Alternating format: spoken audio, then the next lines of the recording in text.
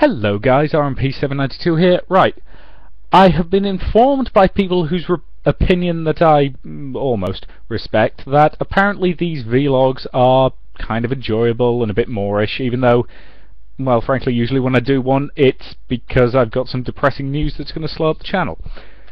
So they told me that I should try and do a few more of them, and I figured, what the hell, they're not exactly difficult to do. So, from now on, I'm going to start trying to do a little vlog, at least once a week, maybe twice a week, and just talk about something that's going on. I'm not going to limit myself to gaming-related things. I might talk about TV shows that I've been watching recently, or films that I've seen, or hell, if I get particularly narked about something in the actual real-world news, I might go on about that. So, with that said, let's talk about the Arkham Knight fiasco. At time of recording, which is presumably not that long before I actually make this public, Warner Brothers has now officially announced that anyone who wants a refund for the PC version of Arkham Knight can get it. If you're not aware of what's happened in this fiasco, the PC version of Batman Arkham Knight came out at near enough the same time as the PS4 and Xbox One versions. And it was bugged to the point of being basically unplayable for most people. The Steam forums were absolutely full of people reporting bugs, glitches, errors, and just, it was not in a good state. And as a result, they pulled it from sales, so that you couldn't buy a copy. That was about 4 months ago. They've spent supposedly all of that 4 months working on it and patching it and getting it to a playable state, and they re-released it a couple of days ago, and guess what? For a lot of people, it's still unplayably buggy, to the point where they've just blanketly said anyone who wants a refund can get it.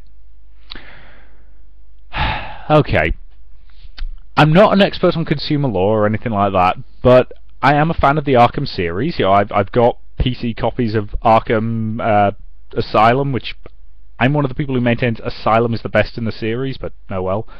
And Arkham City down there, and I've got a Steam version of Arkham Origins, which I got when it was going cheap.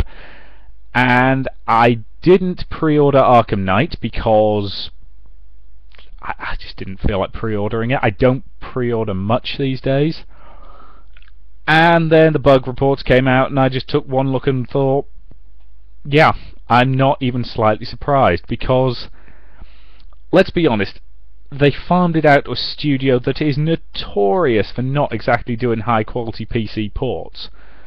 And, well, frankly, it feels like they didn't really care about the PC version. And honestly, I've got this weird feeling we're going to end up in a Vampire the Masquerade Bloodlines situation.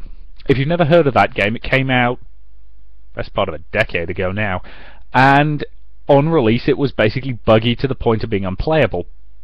But there was still a pretty good game underneath all the bugs, and as such its fans, of which I'm not quite sure why they're as big fans as they are, but okay, they're still patching it to this day. You can get, I think we're up to fan patch version 7 or 8 or something ridiculous like that, and it makes the game playable, it puts back content that had to be cut out, and frankly, it's one of the best community patch projects that's ever been done. I will not at all be surprised if 2 or 3 years down the line we have some really, really good community fan patches for Arkham Knight that actually makes it worth owning. Obviously, I'm not going to guarantee that will happen, and you should not be buying copies on the assumption that that will happen, at least partially because you should wait until they come out, because at least then the game will probably be, 50% off or whatever, and significantly cheaper. But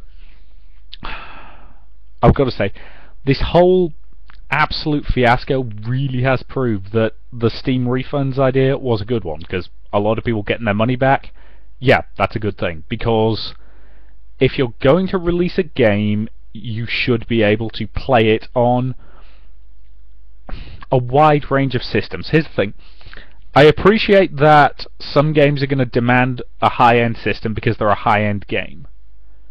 But that's what internal settings are for. That's why you should be able to change stuff to reduce the strain on your PC. take, for example, Crysis. When Crysis first came out, nobody could run Crysis at full settings. These days, on this machine, I can run Crysis on full settings, but on the previous PC that I owned, no, not a hope in hell.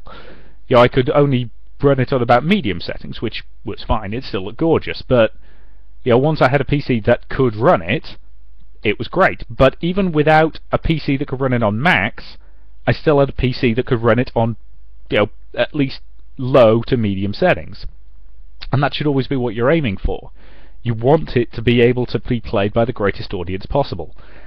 Here, sadly, it seems that WB just decided, bugger it, we'll farm it out to somebody who's going to do a terrible job, badly optimize it, and by the sound of it, or by the sound of the rumours going around, they did such a bad job that it's pretty much unpatchable. What are the rumours that's been bouncing around, and this is a rumour, right? It's not like I've heard this from any reliable sources, but what are the rumours going around is that at one point it was suggested that they just scrap it and report it completely from the ground up, because they'd done such a poor job that patching it was going to be damn difficult. Again, no idea if that is true, but in all honesty, I would not be at all surprised if it was. So, as I say, I haven't played Arkham Knight. I took one look at the reviews and started laughing, and then realised how many people had, you know, been really looking forward to it, and realised that, yeah, I'd kind of been looking forward to it. I mean, okay, I'd figured out immediately who the Arkham Knight is. Again, I haven't had this confirmed, but it's Jason Todd. Let's be honest about this, it's Jason Todd. Everything I have read makes me think it's Jason Todd. But it really is one of those situations where I can understand why so many people are getting really quite pissed off, because yeah, we've been let down. And I'm not going to say that the record of the Arkham games was great, because the PC version of Arkham City sucked on release. That was really, really buggy on release. And I should know, I pre-ordered Arkham City. I attempted to play it through non-stop in one sitting, which I do occasionally on certain games. And it basically crashed about 3 or 4 hours in, and then it did that about twice more, and I just thought, oh, bugger this, I'm going to bed. Because it was just pissing me off, it wasn't worth the effort. You know, a couple of patches down the line, it wasn't too bad, but I'll freely admit, I hate this culture that a lot of companies are getting into, that basically add sort of, oh, it doesn't matter if it's buggy when we release it, we'll patch it and it'll be decent later. No, if you're selling it for money, it should be at the very least playable. I appreciate you're never going to find every bug and glitch, especially in any kind of open world game that's going to be quite big, but it should at least be playable. And some of the graphical glitches that we saw bounced around the internet were just ridiculous. So yeah, there's that. But it's the fact that after 4 months they've pretty much declared that it's never going to get fixed I think is a great shame, because again, the general reviews for the game on the PS4 and Xbox One versions, or even on the reviews who've basically said, we managed to play it okay, we know there's a lot of people having bugs and glitches, but here's our score based on the fact that we didn't find those glitches, generally say that it's a pretty decent game. I mean, the general consensus is that the Batmobile is not very good, and that the game makes you use it way, way, way too much, but I'm sure I can cope with that. But at the end of the day, it really is disappointing, and that's coming from someone who's not even that much of a Batman fan. I think Batman's overdone at this point, and that's a vlog for a whole another time. But the Arkham Knight situation is frankly just sad to me. It really shows that a lot of big companies do not care about the PC market, which is really, really stupid given how big the PC market potentially is. I mean, how many people have Steam accounts these days? It's more people that own... Is it more people that own Xbox Ones, PS4s, and Wii U's combined, or something like that? Now, granted, even if only 10% of those are what you might dub the hardcore gamers, who have a PC that's got sufficient oomph to actually run, AAA games. That's still a hell of a big market. Because let's face it, it's weird that gaming still gets looked down on by a lot of the entertainment industries as the young kid, to all intents and purposes, when financially the gaming industry rakes in more than Hollywood does. And yet they're the ones who are still considered to have all the pull and the power, but what can you do?